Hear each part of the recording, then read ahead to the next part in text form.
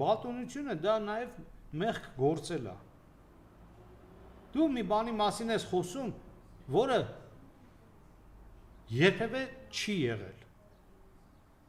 Դու խոսում ես, որ ինչ որ հանդիպում մա եղել նշանակված, որտեղ իմ ընկեր, իմ եղբայր Արտուր Ասատրյանը չի գնացել, բայց եղել է պայմանավորվածություն։ Ես քեզ հորդորում եմ, տղա ջան, նախ չափ ու սահմանը իմացի, քեզ հետևի քո առողջությանը